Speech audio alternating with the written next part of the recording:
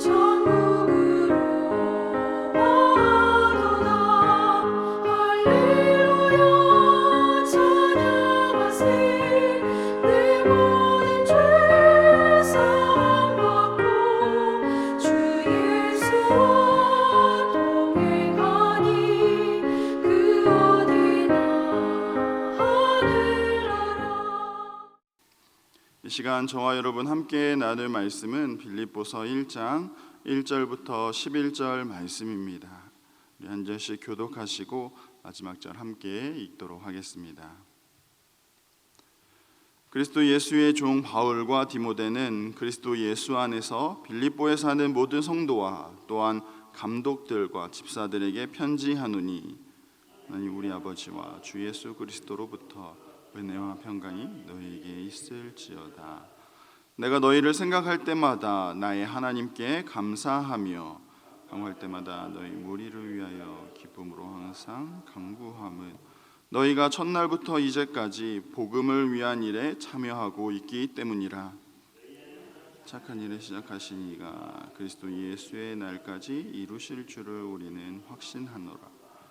내가 너희 무리를 위하여 이와 같이 생각하는 것이 마땅하니 이는 너희가 내 마음에 있음이며 나의 매임과 복음을 변명함과 확정함에 너희가 다 나와 함께 은혜에 참여한 자가 됨이라. 그리스도의 심장으로 너희 무리를 얼마나 사모하는지 하나님이 내 증인이시니라.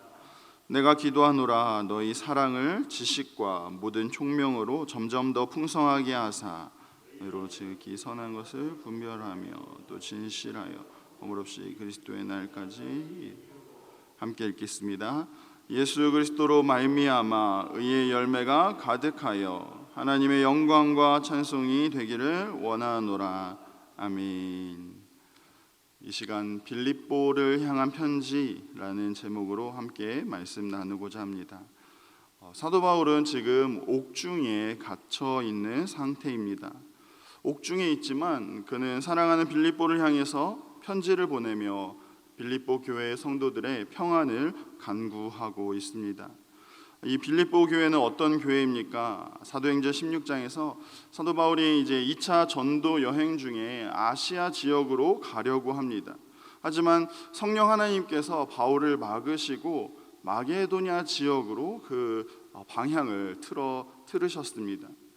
마게도냐 지역에 도착한 바울은 성령의 인도하심을 따라 복음을 전하였고, 그래서 이곳에 처음으로 세워진 교회가 바로 이 빌립보 교회입니다.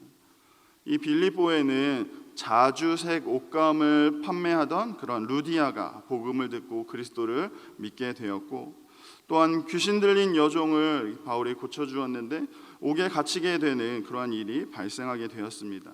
그날 밤 지진으로 인해서 죄수들이 다 도망간 줄 알고 이 간수가 자결하려고 했지만 그때 마침 바울이 복음을 전하면서 그 간수와 그리고 그의 가족들까지도 모두 다 예수를 믿게 된 곳이 바로 이 빌립보 지역이죠. 이러한 빌립보 교회는 바울을 사랑하는 마음으로 이제 바울의 사역에 있어서 재정적으로 지원하기도 하였고, 또 그들이 가난한 중에도 불구하고 예루살렘 교회를 위해서 최선을 다해 연보를 했던 그런 교회 중에 하나입니다. 그래서 바울은 이 사랑하는 빌립보 교회를 향해서 그들의 믿음을 격려하고자, 또 더 나아가서 이 성도들의 믿음의 진보를 위해서 이렇게 편지를 쓰고 있는 것입니다. 사도 바울은 먼저 다른 편지들의 형식들처럼 빌립보서에서도 이 서문에서는 인사말을 쓰고 있습니다. 근데 한 가지 특이한 점이 있다면 다른 서신들에서는 그리스도로 말미암아 사도가 된 바울이라고 이렇게 자신의 그런 사도권을 변호하면서 자신의 사도됨을 먼저 알렸는데, 오늘 빌립보서에서는 사도라는 말 대신에 그리스도 예수의 종 바울이라고 이렇게 자신을 소개하고 있습니다. 당시 이 빌립보 교회에는 내부적인 갈등들이 있었습니다. 자신이 옥에 갇힌 그런 모습으로 인해서 성도들 중에 어떤 이들은 바울이 이렇게 복음을 전하다 옥에 갇혔으니까 더욱 선한 마음으로 바울을 섬기는 그런 사람들이 있는 반면에, 반대로 어떤 이들은 바울이 하나님의 사역자라면 어떻게 옥에 갇힐 수가 있냐라고 하면서 바울을 반대하는 이들도 있었다라는 것이죠. 이러한 갈등이 있는 빌립보 교회를 향해서 바울은 자신을 예수의 종이라 소개하는 것입니다. 당시의 종, 이 노예는 어떠한 인권도 없었습니다. 종은 그저 주인이 시키는 대로만 움직여야 했고 모든 결정권들이 주인에게만 있었습니다. 그렇기 때문에 그리스도의 종이라고 이렇게 소개하는 그 이면에는 바울 자신이 지금 옥에 갇히게 된 것도 하나님의 결정이며, 주인이신 하나님의 결정이며, 그것조차도 하나님의 섭리이고 하나님의 뜻임을 강조하고 있는 그런 바울의 모습인 것이죠. 그래서 이렇게 인사말을 통해서 빌립보 교회의 안부를 전한 사도 바울은 이제 빌립보 교회 성도들을 기억하면서 감사의 표현을 전하고 있습니다. 이 빌립보서는 특히 기쁨의 서신이라고 할 정도로 기쁨이라는 단어가 16번이나 나오고 있습니다. 오늘 본문에서도 바울은 빌립보 교회를 내가 생각할 때마다 기쁨이 넘친다라고 표현하면서 자신이 비록 옥 안에, 감옥 안에 갇혀 있는 상황이지만, 그래서 결코 기뻐할 수 없는 상황이지만 그럼에도 불구하고 너희를 생각할 때마다 기쁨과 감사가 넘친다라고 이렇게 고백하고 있는 것입니다.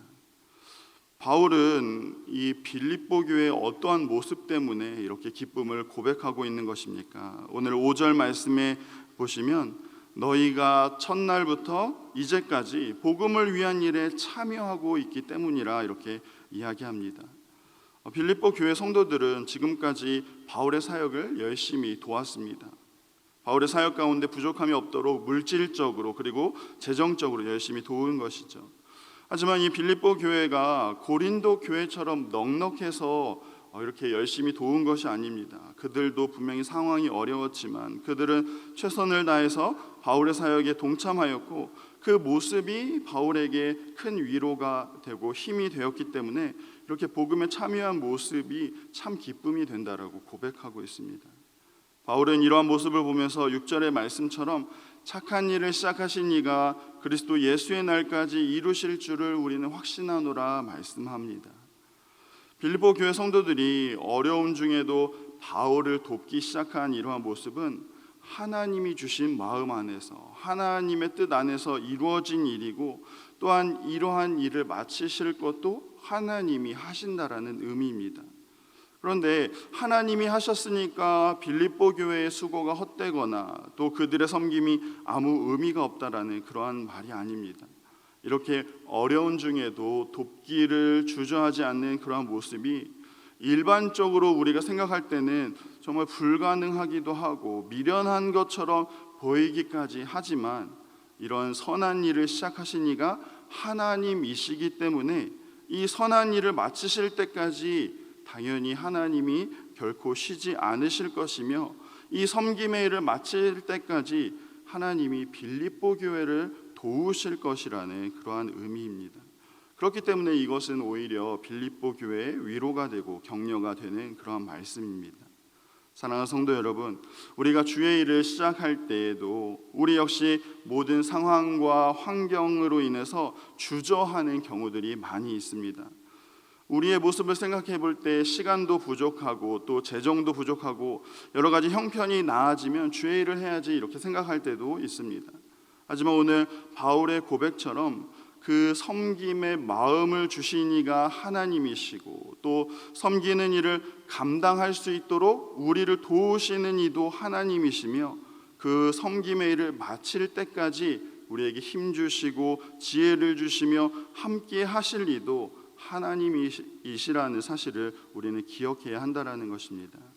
그렇기 때문에 주의 일을 할 때는 어떤 상황과 환경 때문에 그 주의 일을 시작하는 것이 아니라 모든 상황의 주관자 되시는 그 하나님을 우리가 더욱 의지하면서 충성과 헌신의 자리로 나아가야 한다라는 것이고, 그럴 때 그렇게 우리가 주의 일에 충성하고 헌신할 때 우리 안에는 하나님이 주시는 기쁨으로 충만케 된다라는 사실입니다.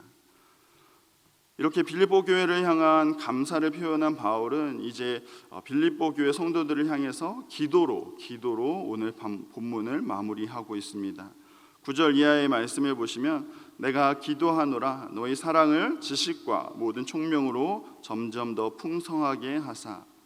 바울은 이 빌립보 교회를 향해서 지금까지 계속해서 기도해 왔습니다. 이 기도는 일회적이고 단회적인 그런 기도가 아니라 지금까지 내가 너희를 잊지 않고 계속해서 강구해 왔음을 이렇게 보여주고 있습니다. 그 기도의 제목이 무엇입니까? 9절 이하의 말씀을 다시 한번 보시면 하나님을 아는 지식과 명철로 하나님의 사랑이 더욱 풍성해지기를 간구하고 있습니다. 또 선한 것을 분별하며 더욱 진실하게 살아가기를 간구합니다.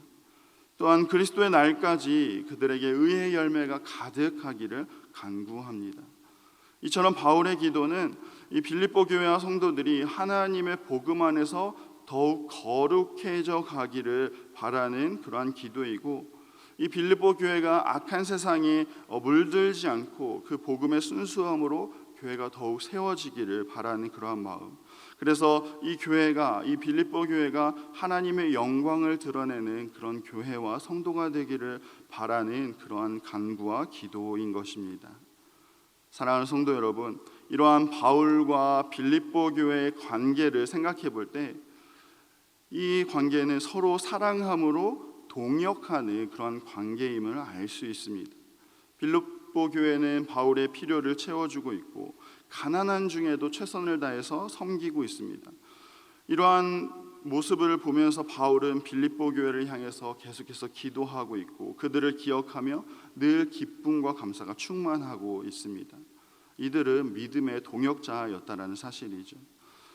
마찬가지로 하나님은 우리에게도 동역자를 세워주셨습니다. 우리가 혼자서 믿음으로 설 수가 없기 때문에 함께 서로를 도울 수 있고 또 함께 서로 기도할 수 있고 함께 웃고 울며 마음을 통할 수 있는 동역자를 허락해 주신 것입니다.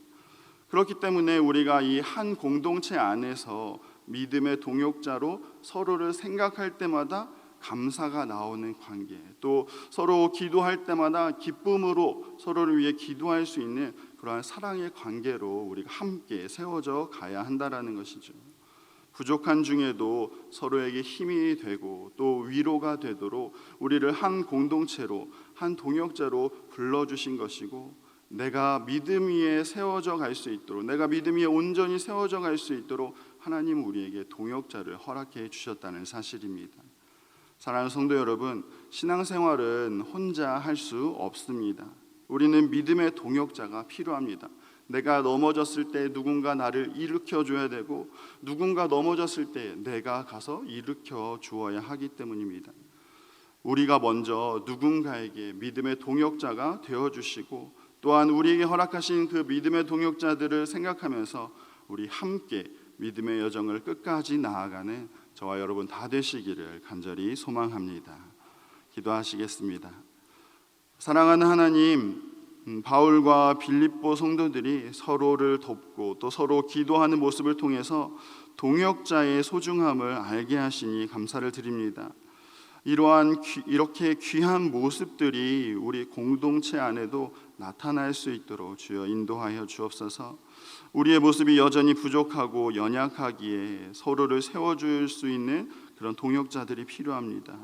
온전한 믿음으로 세워지기 위해서 우리에게 허락해 주신 그러한 동역자들을 기억하면서 오늘 하루도 우리가 기뻐하며 감사할 수 있게 하시고 또 누군가에게 내가 동역자가 되어서 우리 믿음으로 함께 세워져가는 복된 공동체 되게 하여 주옵소서. 서로를 위해 기도하며 기뻐하는 모습을 통해서 그리스도의 사랑을 나타내고 그리스도의 사랑을 경험하는 우리 모두가 되게 하여 주옵소서. 감사를 드리오며 살아계신 예수님의 이름으로 기도합니다. 아멘.